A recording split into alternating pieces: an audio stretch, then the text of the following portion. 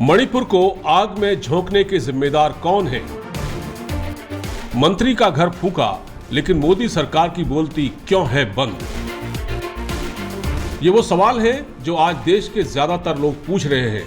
सबसे बड़ा और अहम सवाल ये है कि केंद्रीय मंत्री अमित शाह तो मणिपुर का दौरा कर चुके हैं, लेकिन प्रधानमंत्री ने अब तक राज्य में जारी हिंसा पर मुंह तक नहीं खोला। अब तो हद हो गई है। राज्य में बीजेपी विधायकों, मंत्रियों के घर जलाए जा रहे हैं, उन पर हमले हो रहे हैं।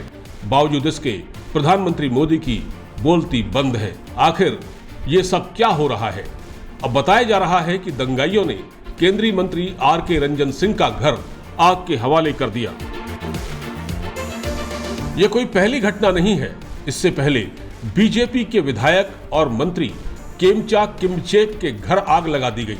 उससे पहले बीजेपी के विधायक वुंग जागिन वॉल्टे के घर भीड़ ने हमला कर दिया। ऐसे में सवाल उठता है कि राज्य में मंत्री और विधायक ही जब सुरक्षित नहीं है, तो फिर बाकी जनता कैसे सुरक्षित रहेगी? मणिपुर की हिंसा पर प्रधानमंत्री ने अब तक कोई बयान नहीं दिया है। ये सवाल इसलिए भी उठ रहे हैं क्योंकि सत्ता में आने के बाद प्रधानमंत्री का नॉर्थ ईस्ट पर काफी फोकस था।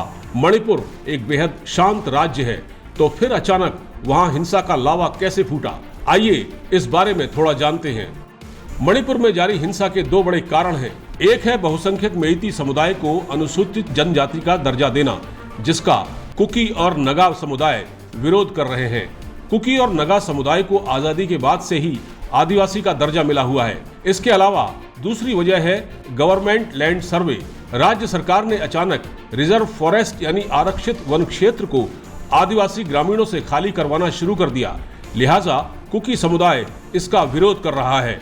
मणिपुर में 3 मुख्य समुदाय हैं, जिनमें नगा, कुकी और मेइती हैं। इनके बीच अविश्वास की दरार लंबे वक्त से बनी हुई है। राज्य की कुल आबादी में मेइती की हिस्सेदारी 53% है, यानी आधे से अधिक। ये आर्थिक तौर पर और राजनीतिक तौर पर मणिपुर का सबसे प्रभावशाली समुदाय है। राज्य में 40% आबादी कुकी और नगा की है। खुद मुख्यमंत्री वीरेंद्र सिंह मेइती समुदाय से आते हैं। उन पर आरोप है कि वे कुकी और नगा समुदाय के साथ नाइंसाफी कर रहे हैं। हिंसक घटनाओं में अब तक 100 से ज्यादा लोग मारे जा चुके हैं।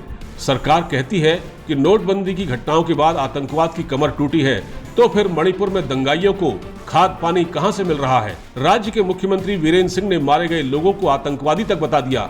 सवाल यह है कि सरकार किस आधार पर इन लोगों को आतंकवादी बता रही है? कहीं ऐसा तो नहीं है कि अपनी नाकामियां छिपाने के लिए सरकार इन घटनाओं को आतंकवाद का मामला बताकर दबा देना चाहती है? इस हिंसा में राज्य बुरी तरह प्रभावित हो रहा है।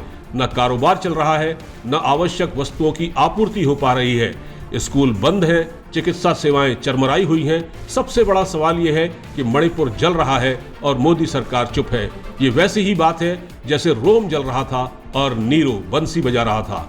पिछले दिनों ओडिशा ट्रेन हादसे के बाद प्रधानमंत्री मोदी वहां हालात का जायजा लेने गए थे, तो क्या वो मणिपुर नहीं जा सकते थे? यहां तक कि मणिपुर पर उनका कोई बयान नहीं आया। क्या मणिपुर देश का हिस्सा नहीं है? आखिर इस मुद्दे पर प्रधानमंत्री की चुप्पी का राज क्या है? अब राज्य में मंत्रियों के घर तक फूंके जा रहे हैं। ऐसे में सरकार की संवेदनहीनता पर सवाल खड़े होना लाजमी है। इंडी न्यूज की रिपोर्ट।